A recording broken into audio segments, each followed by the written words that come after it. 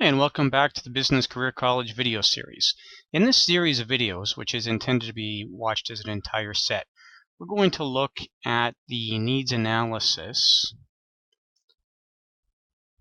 And we're going to break this down a little bit. We're going to look at needs analysis for life insurance. And I'm going to go into a little bit more depth here than what you might have seen elsewhere, including in some of my other videos where I do a fairly simple version of the needs analysis for life insurance. This, by the way, is not intended for students who are pursuing the LLQP, although certainly after you're done your LLQP, you might find this useful.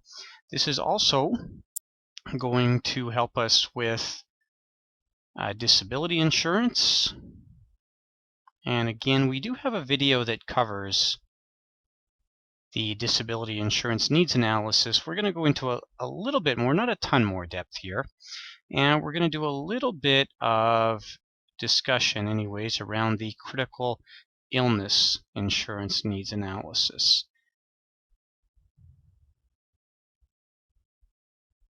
So just as a matter of review here, we're going to look at the basic needs analysis that we generally see used. And in the basic needs analysis that we usually run into, and this is based on some work that was done at the American College in the which is primarily a financial services educational institution based out of Bryn Mawr, Pennsylvania.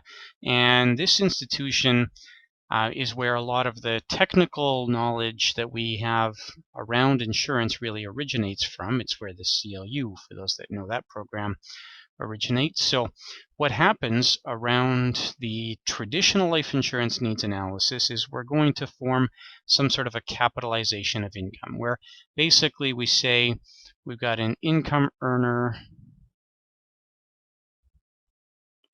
and our income earner makes, just for the sake of argument, $50,000 a year, and we maybe assume a 4% discount rate. That is, we say if this person died, we would be able to get a 4% return on some principal that's left behind, and this just results in us doing a little bit of division here. This would require then $1 million death benefit, just $50,000 divided by 4%. Sorry, let me fix that. That's $1,250,000. And basically we would say here, hey, if you had $1,250,000 available at death, or if your survivors did, obviously, they would be able to invest that, get a 4% return, and they would replace that $50,000 of income that they're used to seeing from you, and they would replace that for the rest of your life. And once you're done that, then you would add in any debts. So this is what we might refer to as an income-based approach. And it's a simple enough approach and very easy to understand. The problem here is that it may not actually be the best way to do this. So what we've seen then is the development of some needs-based approaches. And in these needs-based approaches, we would do something very similar here, but we start off with a little bit more of a robust discussion where we would say, okay, if you died today and you leave behind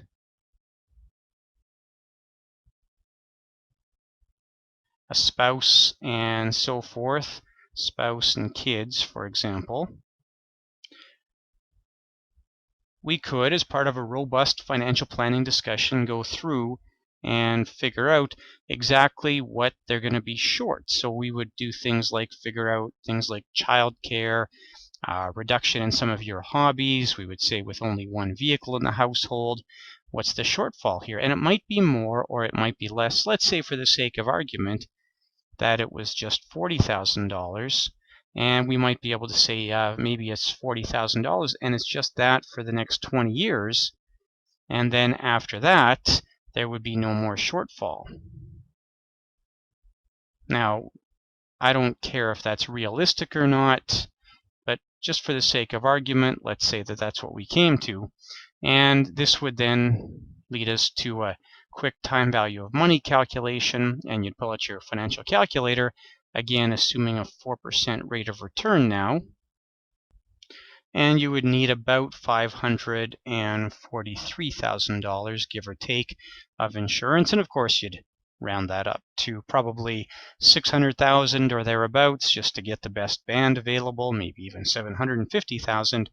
The point is that it's substantially less than what we see over here. And this is what we do find. So there's a study done that was published in the Journal of Financial Planning in March of 2009 that discussed this in some detail. And the result of that study was that a needs-based analysis tended to be more accurate. An income-based approach tended to over-insure in about 70% of cases, whereas a needs-based analysis was going to get it right about 90% of the time.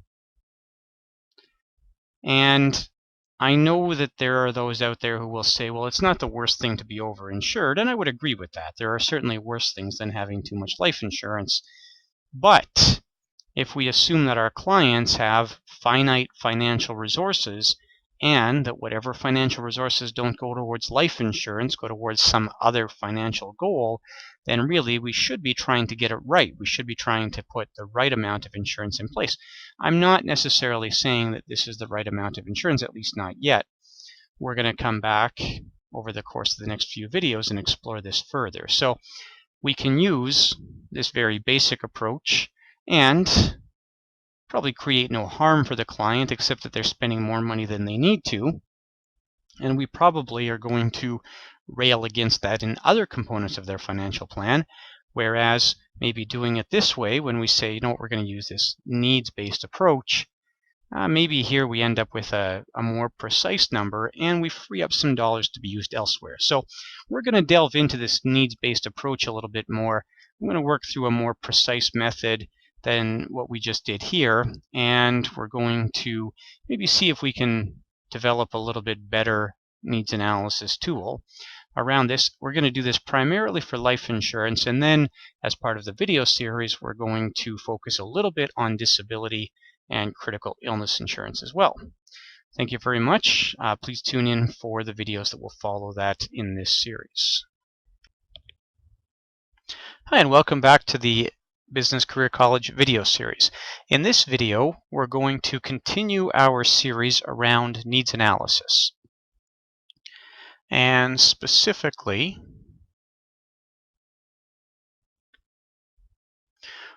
we're going to examine now a needs-based rather than an income-based needs analysis for life insurance.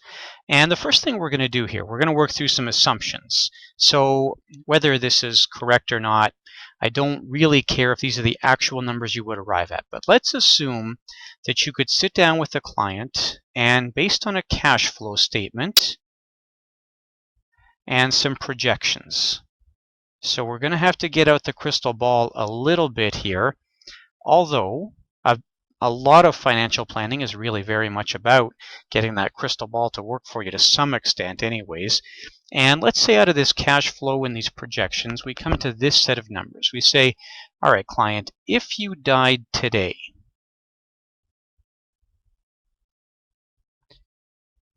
what would your family need, assuming this is a family needs analysis situation, what would your family need in order to get by? How would your family cope with this financially?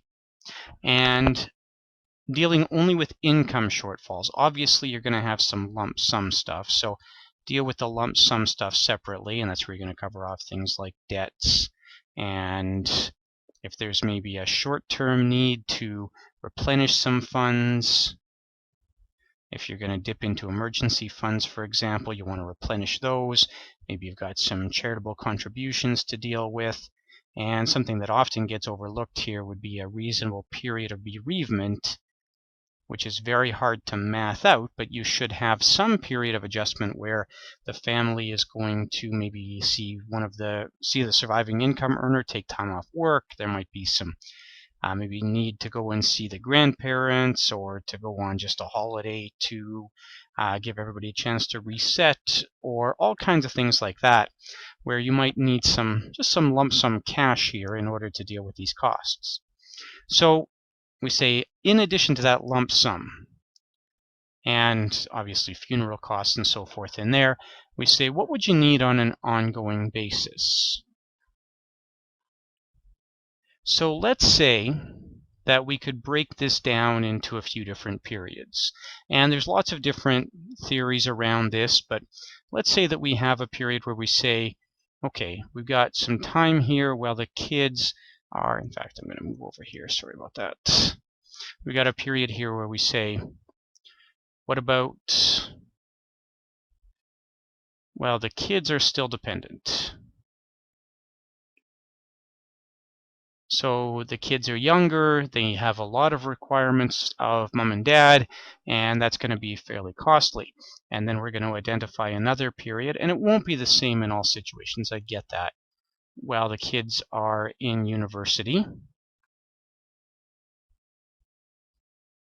And this is where we start to do a little bit of financial planning, where we would say, did we actually have some funding already in place? That is, did we have an RESP in place as part of our needs analysis for that first period? And if we did, we should take that into account here.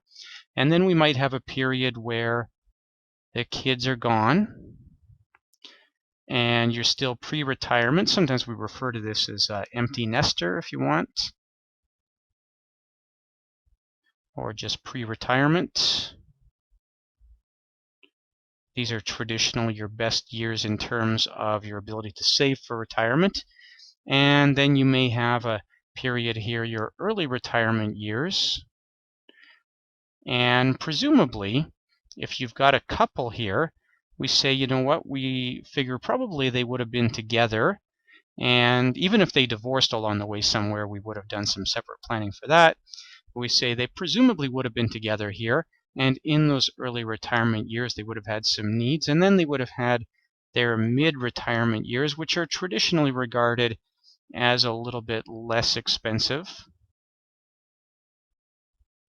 And then you're going to have your late retirement years, where healthcare tends to be a bigger concern, and that might again be more costly. So we might be able to break down these different periods. And like I say, it's not going to be the same for everybody. It would be crazy to make that assumption. But as a way to look at this, we could maybe identify these 6 different periods. And if you're in a family where there are no kids yet, but they're planning to have kids, you might even have a 7th period up at the beginning here that talks about before the kids come along. So let's assume that these 6 periods apply in this particular circumstance. Probably this period when the kids are still dependent is going to be fairly pricey. So let's assume for this family we've gone through a fairly detailed analysis of their cash flow, and we have determined that this need will be $60,000 a year, and it will go on for 12 years. And then we go to this second period while the kids are in university, and we say, remember, this is already funded, and let's assume that we've talked about some goals and values around education for these kids, and we do expect costs to decrease here. I know that won't always be the case, but let's assume a $40,000 need here, and we've got a couple kids. We want to make sure they're going to have a good amount of funding in place for 6 years here. And then we say, hey, once the kids are gone, really, costs are going to be quite low here. And maybe we say we would have just needed about $5,000 a year, and that might take us through another 10 years. And then these early retirement years. So in these early retirement years, this is when things would have been more expensive because we're quite active, and we would have counted on some Canada pension plans, some old age security from the other. Maybe we saved early. Maybe some of this $60,000 includes some retirement savings. Maybe some of this $40,000 and some of this $5,000 does. Let's say we still ended up a little bit short here, maybe $10,000 a year, which would be about the amount you might be missing from Canada pension plan and old age security together. And let's say we figure that's going to go on for another 10 years. And again, this very much depends on that crystal ball, but we can still make some estimates here. The mid-retirement years, maybe we say, this isn't so worrisome. Maybe we don't need anything here. And maybe we figure that's going to be another 10 years. And then these late retirement years, well, this is when it would have been nice maybe to have this other person's income available. And we say the net here between what it would have been nice to have this person around for and what it would have cost us is another $10,000. And we're going to plan on that for a final 15 years here. So we can take these numbers like so and sort of work with this, and that's what we're going to do in the next video in order to arrive at a more precise needs analysis. Now, the one other thing to contemplate here is we're going to have to use an assumed rate of return. And keep in mind that this return is going to have to take into account inflation as well. So you're generally going to want to be fairly conservative here. You probably don't want to be taking a lot of risks around this. So maybe you say, if we're going to replace this, if we're going to have a present value, so we're going to end up solving for a present value here, and maybe we use a rate of return somewhere in the 3 to 4% range is probably about where you want to lie here as far as a fairly long-term return, but also fairly conservative. So for our purposes here, we're going to use, we're going to use 3%. But if you sit down with a client and you decide that something higher than 3% is appropriate, that's perfectly fine as long as you can justify it. And of course, there is going to be a reasonable upper limit to that. And I would suggest 3 to 4% is probably good. If you're starting to get up into the 6, 7, 8% range, that's probably pretty aggressive, especially considering that you do have to take inflation into account there as well. I hope that helps. I hope that we have a good starting point for the discussion that's going to follow. Thank you very much, and please tune in for the next video in this series. Hi, and welcome back to the Business Career College video series. You should be watching this video as the third in a series on life insurance needs analysis, and of course we're also going to do disability and critical illness insurance needs analysis. And what we're going to see here, in the last video, we established that we might have this set of needs. So whether it's exactly right or not, I'm not too fussy, but let's assume that this is correct. And we've worked through this with the client, and we agree this is the proper needs analysis for this client. So knowing that we need $60,000 a year for 12 years at a 3% discount rate, we could do a present value calculation. And the present value here, just using a simple time value of money calculator, would be, and if you haven't covered the financial calculator yet, you'll probably want to hammer that out before you go too far with this video, or you can just take me at my word that the present value here is going to be $597,240. So that's the amount of money that we would need at a 3% rate for 12 years to generate $60,000 of annual income. And then we keep going. In the next period, the present value here is going to be $151,000. Sorry, let me fix that. The present value at that period, when you get out to that 12th year, is going to be $216,688, meaning that if you had $216,688 at a 3% discount rate, you could provide $40,000 of income for 6 years. You would be able to meet that obligation.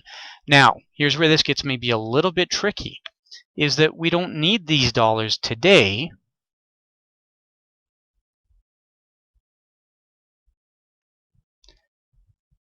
We, in fact, need this in 12 years. So this is only needed in 12 years. That is, we would say, hang on a second here, When we're done with this $597,240, then we're going to need another $216,688. But during the next 12 years, you would have the opportunity to invest here, and you would say, just back up a second, I don't need that full amount. I would only need to have, again, another present value calculation.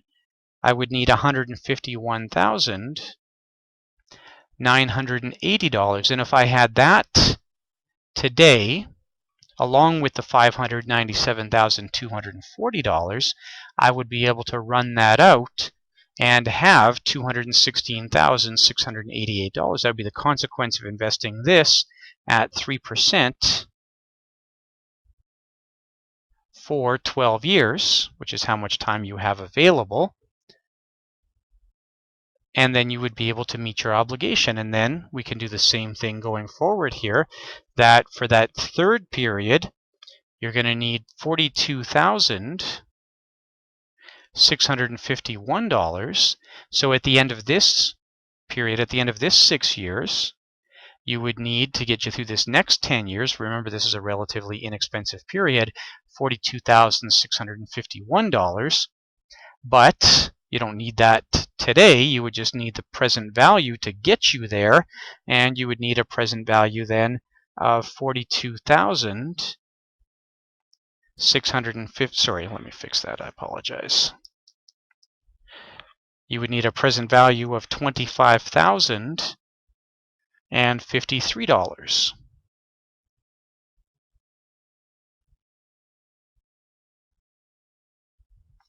And again, if you had $25,053 today, you would have 18 years to invest that. So a 3% for 18 years now. And that would turn into the $42,651 that you need to get through that period. And then for the fourth period here, at the beginning of that fourth period, you would need $85,302.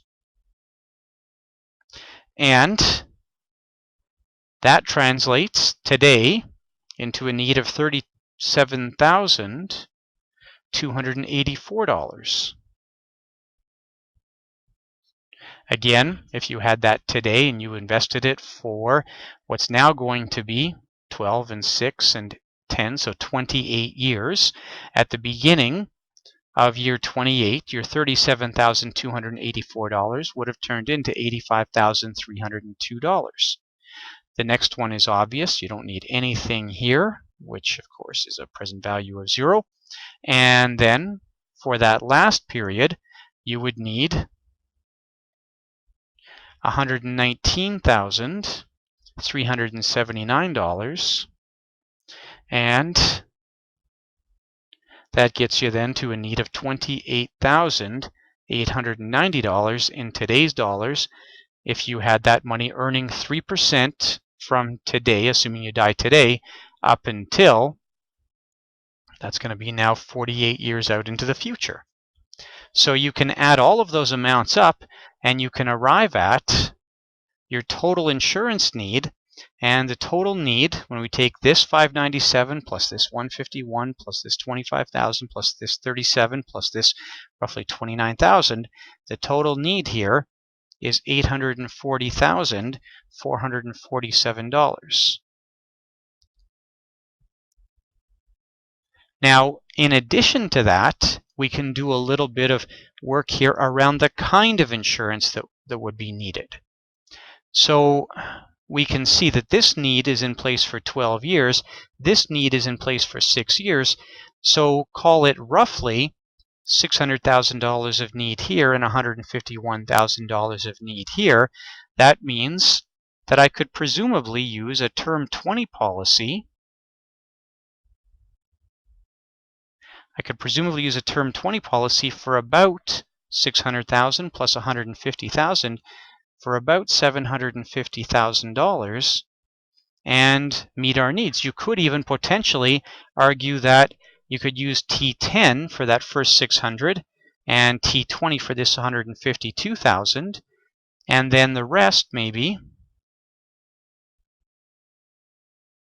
This is where you might use a permanent insurance policy. So we know this is $750 and this is $840, so you would need about $90, or probably you'd round off to $100,000 of permanent insurance, and that permanent insurance would be used to meet all the needs that come after that 20-year term. So it's not to say that you'd have to have that permanent insurance in place today, but there would be a recognized need that eventually you're going to need some permanent insurance to meet these obligations that come down the road. So maybe you do an $850,000 T20 and you convert at some point to some permanent insurance, but you see now how we can start to build a needs analysis that doesn't just tell us how much life insurance we need, but also it tells us what kind of insurance we need and when we need it. Now, in the next presentation, we're going to work a little bit more with this $100,000 need, because I'm sure some of you have already identified some concerns around this. So we're going to break there, and we'll come back and explore this $100,000 a little bit in the next video. Thank you very much, and please do join us for the next video in the series. Hi, and welcome back to the Business Career College video series. This rather busy looking slide is the introduction to the fourth video in the Needs Analysis series. So if you haven't watched the first three videos, and if you're not at least somewhat familiar with the time value of money concepts, those are a couple things that you should go and have a look at. But if we take the information presented in the last video and we assume that it's correct, then here's what we know. We have arrived at today's need at just under $850,000 of life insurance. And we said there were really three different possible solutions. And maybe you could introduce some more here, but let's go with these, that we would have maybe $750,000 of T20 and $100,000 of permanent insurance, or maybe $600,000 of T10, $150,000 of T20, and $100,000 of permanent insurance. Or maybe we just address our whole need with term insurance, maybe T20 in this case, and plan to convert some later on. Now really, we can do this same calculation, this how much insurance do you need calculation, at each new period along the way. So let's move out to the end of this 16-year span. So we say, here we are 16 years out, which basically puts us right here.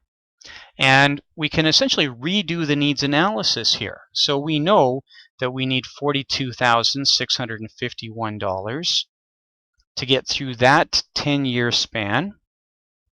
And then we know we need $85,302 to get through this 10-year span. That's what you're going to have at the beginning of that 10 years. Remember, the assumption was that $37,284 today at a 3% return was going to turn into $85,302. But now you don't have the 26 years in question here. You only have this 10 years. So from this period 16 years out, you'll have 10 years, so you'll no longer have a need of $37,284 here. Instead, your need will be $63,473. This will still be zero. And then for this final period, this expensive $119,000 need, now you're going to have 10 plus 10 plus 10, 30 years to save to meet that. And at a 3% rate, then you're going to need to have $49,183. That'll be the need all at year 16. And of course, inflation is all taken into account because we used a rate of return that was net of inflation, so we're all good that way. And we can see then, we take 42,651 plus 63,473 plus 49,183, and the need here in 16 years, in total then, the amount of insurance that will have to be in place will be $155,307, as long as we've done everything accurately as far as our needs analysis calculations up here. So roughly $150,000 of permanent insurance. So the question is then, if I do one of these permanent solutions today, is it realistic that my permanent insurance would grow to be a $155,000 permanent death benefit in 16 years? You only need to get about a 2.8% annual increase in your death benefit in order for that to happen. I would suggest that's not an overly aggressive assumption with most permanent insurance policies. If you're deciding to go this route, this conversion later, what you might show here, you might say, okay, if we decide to do this, what we're going to have to do is we're going to have to convert. And what's going to be the cost of converting?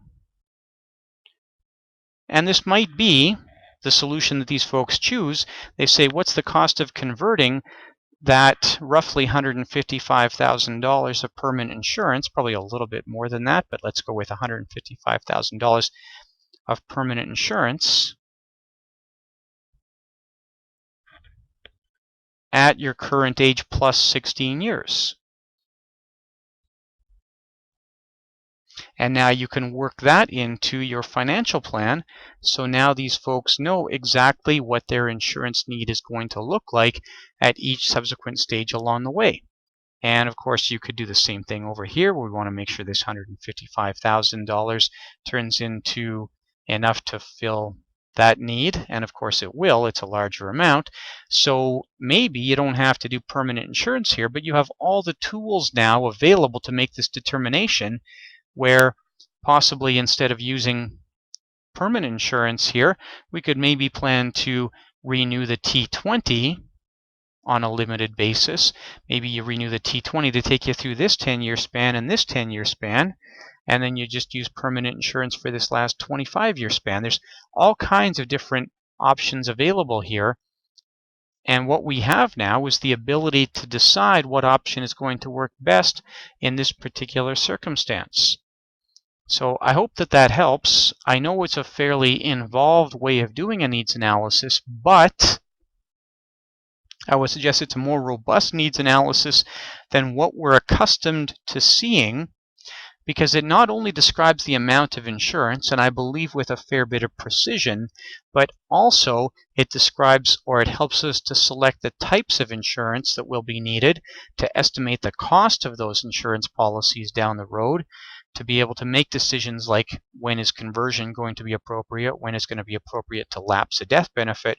We can essentially use this to map out somebody's entire life insurance needs analysis for the rest of their life with both the type and amount of insurance in any given year. So I hope that's helpful. I hope you can actually take this and apply it. And maybe even if you don't apply it exactly this way in your practice, I believe it does help to better understand how we do and how we get the best possible insurance needs analysis. So thank you very much, and please do join us for the videos that will continue this series, where we're going to talk about disability insurance and critical illness insurance needs analysis. Thank you very kindly. Hi, and welcome back to the Business Career College video series. In this video, we're going to look at a fairly involved concept. We're going to look at a needs analysis for critical illness insurance.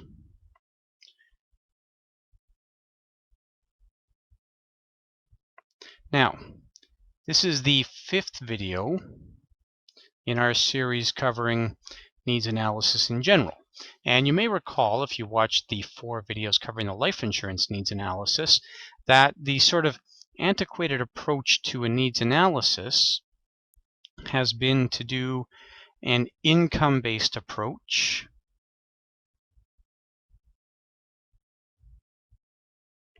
Now, we said also there's the possibility of doing an expenses-based approach. And you may recall we said that income-based is generally going to give us something of an inaccurate number. And now this is actually a fairly common way, nonetheless, to sell critical illness insurance. I see this done an awful lot, where you say something like, oh, the typical person gets 1 times annual salary, or 1 times annual income, or maybe 2 times annual income or 2 times salary. And there is some justification for this. I understand this, where we say, well, if you get sick and we can replace a year of income, hey, at least you know there's some insulation there. But really, that's not much of a basis for needs analysis. We're sort of assuming a lot about the possible nature of an illness here.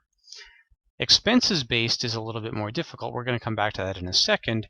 The other approach that I see, and in fact what I see quite a bit, is I'll call it a budget-based approach. And the approach here is basically, what can you afford? And I do see this quite a bit with critical illness insurance, and there is a little bit of a risk with this. So the issue here is, really, does this put the right amount of insurance in place? Is this anything like the right amount of insurance? And I would suggest it's hard to support that this actually is going to put the right amount of insurance in place. It might put something in place. It might be too much, which means you don't have dollars available anywhere else, or it might not be enough, and if something actually goes wrong, we might be in a tough spot then. And actually, we did have, in 2010, the Insurance Council of British Columbia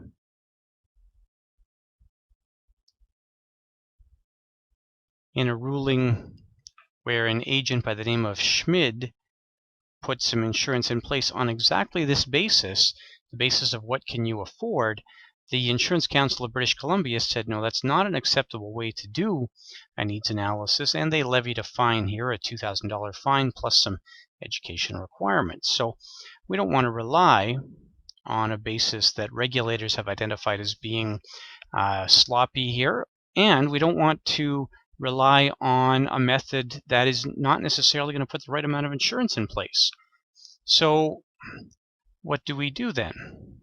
Well, if we can go to an expenses-based approach, this is, as we said earlier, this is the most accurate approach.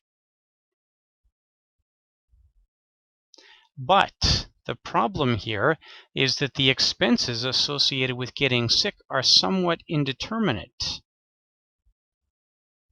We've got a whole lot of unknowns here. Unlike premature death, where there's at least some predictability associated with the set of expenses here, here we don't know how long you're going to be sick for. We don't know what the nature of the illness is. Of course, if we could predict all of these things, we either wouldn't need insurance or we could buy exactly the right amount of insurance. We don't know if it's going to affect you only, or is it going to affect others? That is, are there other people who might have to take some time off work, or do your kids have to take some time off school, or do you have to have babysitters? Do you have to have travel? Can you get care locally? There's a whole bunch of unknowns around this, and these unknowns really do present a fairly significant challenge. So probably the best data we have available on this comes from a study done in 2010, and people who attend my classes regularly have almost invariably seen me talk about this. This 2010 study done by the Canadian Cancer Action Network in conjunction with the Manitoba chapter of the Canadian Cancer Society talked about the financial hardship of cancer. It's quite a good study, actually, and you'll see it referenced quite often in my social media feeds and so forth. It's quite good. It gives us lots and lots of data. So here we can start to make some determinations. Now, this is not bulletproof. We have to pay attention to this. It's only cancer that we're talking about, which covers a lot of CI claims, but certainly not all of them. Still, pretty useful. So here's what we see. That the average wage loss for a cancer survivor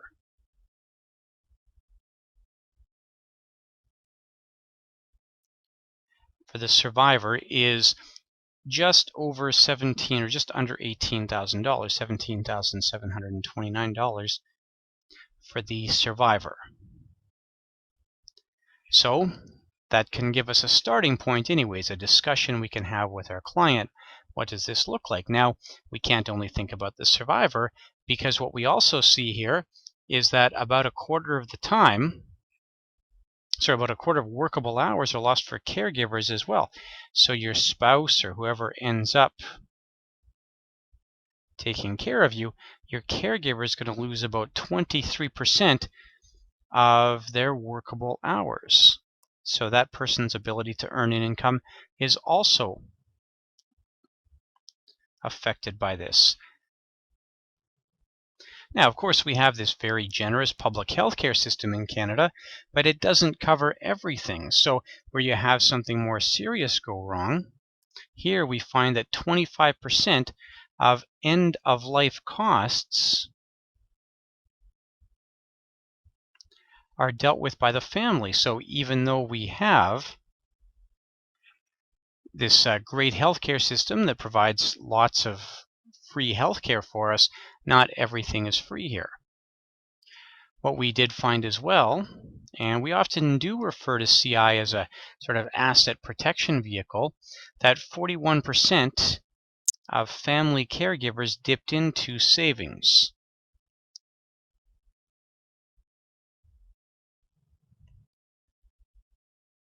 So very common to have this additional financial burden here that we have to deal with. So we have lots and lots of different costs here. You may have drug costs, you may not. Lots of provinces cover cancer drugs, but not every province does. In provinces where drug costs are not covered, that costs as much as potentially another $65,000 on average.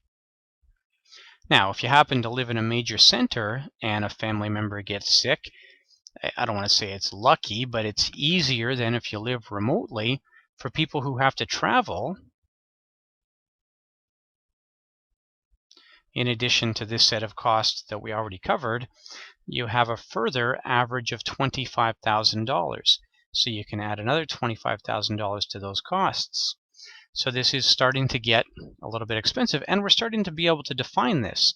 So something that we can look at here is, say, if you've got a family who lives remote, lives somewhere outside of a major center, we've got an average wage loss here. We've got the responsibility for the caregivers and the cost of that. We might want to tax something additional on there because of the need to travel. Now, I'll grant that this doesn't give us a perfect expenses-based approach, but what it certainly does do, it helps us to better define that set of expenses. So at least now we can sit down with the client. We can say, hey, client, instead of just shooting in the dark here and saying, one-time salary, two-time salary, which may still end up being part of the discussion because we see down here that we do have to take into account your wage loss. And if the average income earner makes around $50,000, we can see about a third of that disappears. We can see that your spouse or other caregiver is going to have some financial burden here.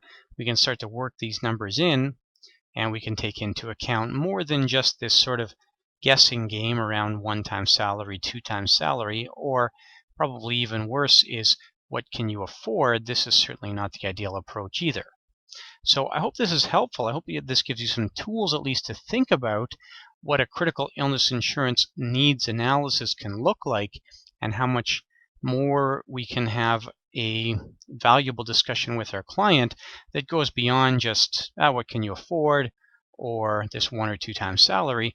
When we start to bring this kind of information to people, at least in my opinion, it gives them more satisfaction that we've actually thought about what we're doing here. We're actually investigating to some extent what this life insurance, what this critical illness insurance needs analysis looks like. Thank you very kindly, and I hope you enjoy your continued studies. Hi, and welcome back to the Business Career College video series. This is Jason Watt, and in this video we're going to continue our series on needs analysis. We've already looked at needs analysis for life insurance and for critical illness insurance. So now we're going to look at the needs analysis for disability insurance. This is actually a fairly straightforward needs analysis, and this is one that I would suggest is generally done properly when it's done, if you actually do a needs analysis when selling disability insurance. And the reason for that is because it's relatively straightforward. Basically, we're going to take your after-tax income. So whatever your after-tax income is, and we look at that, that's going to provide the basis for any disability insurance. And insurers will use an income ratio guide or an issue and participation limit based on that after-tax income. In most cases, it can be a little bit complicated if it's going to be a taxable benefit, but that's essentially what we look at. So we look at that as your ability to acquire disability insurance, and then what are your monthly expenses. Now, for people who are spending more than they're making, which of course does happen, this gets a little bit wonky, but if you have somebody who's sort of in this range, your monthly expenses provide your need. And that's really relatively straightforward. So where does it get complicated? We do have a few sources of complexity here, thankfully not that many. And our sources of complexity here, we would look at things like, is there any group insurance in place? Do we have some government benefit programs that we have to take into account? And is there some existing disability insurance, some existing private coverage already in place? And these things can all make our needs analysis potentially a little bit more challenging, but they're all manageable. Essentially, group insurance, we have to make some assumptions here as to the likelihood of it actually providing the benefit that we'd like it to provide, and that's going to depend on factors like the likelihood of staying employed, the degree to which we trust the any occupation definition of disability that kicks in usually after 2 years, those kinds of things. But the benefit is usually pretty straightforward here. Government benefits are going to be a little bit stickier. Workers' compensation tends to provide a fairly generous disability benefit where it provides a benefit. EI, real short term, and Canada Pension Plan, very, very difficult to qualify for. Any existing private coverage, this is usually going to be dealt with through issue and participation limits, although there are some exceptions to that. So if you have this insurance in place already, you're likely going to find that no matter what a needs analysis reveals, you're probably limited in how much more insurance you can get anyways. Some other factors that would be potentially adding some complexity here would be for high income earners. So typically once you get over about $150,000 of annual income, it gets a little bit difficult to put the right amount of disability insurance in place. It could be higher. You could interpret that maybe as being up to about $300,000 of annual income, but there is going to be a threshold for income at which you start to run into problems as far as giving a full income replacement or a proper income replacement. If you've got somebody with lots of passive income, whether that's business income or trust income or rental income, insurers don't like to deal with people with tons of passive income because it creates problems in the sense of a motivation to get back to work after a disability. And people with unstable income as well, this can be very difficult then from the perspective of measuring the need, and it can also be difficult to deal with from the perspective of actually putting the insurance in place. And related to that, of course, and lots of this today, of course, lots is written about the mobile workforce that we deal with in the early 21st century. And this is around frequent job changes, and this makes it difficult from the perspective of a disability insurer to get the right insurance in place. Again, that can also make it challenging to figure out what the need is, and sometimes you'll even find people who have frequent residency changes. That is, they switch countries of residence quite frequently, and that can be that layer of complexity that makes it so hard to deal with disability insurance. Now, when it comes time to actually put the insurance in place, some things to think about here. So do we want to fully insure, which in fact is really tough to do with disability insurance. Disability insurance usually has a built-in gap, motivation gap, where the insurer says we don't want 100% income replacement, we want something less than that in order that this person is motivated to come back to work. So we're generally going to have some sort of self-insurance in the form of an emergency fund, hopefully. And that might include credit and so forth, and we do have another video covering the emergency fund. And it might cover other things here as well, so you might look at dipping into retirement savings, for example, which is clearly not ideal, but maybe necessary in some cases. So we have to consider that probably some self-insurance is going to be necessary here, whether it's covering off the first few weeks or first few months of a disability, or whether it's insuring to, let's say, 80% of your expenses, or let's say it's a contingency plan that says, you know what, if something goes wrong, then we're going to reduce certain expenses and we're going to plan out what those will be in advance.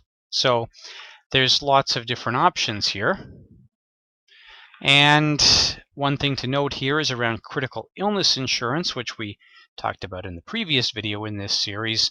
And we see that with critical illness insurance, there's about a 15% overlap between DI and CI claims. That is, people who have both policies, generally about 15% of claims are able to actually be claimed on both policies. But if you have critical illness insurance in place, that might be something that helps to, I don't really want to say self-insure, but rather it's a form of insurance that's already in place, which brings us maybe closer to being fully insured.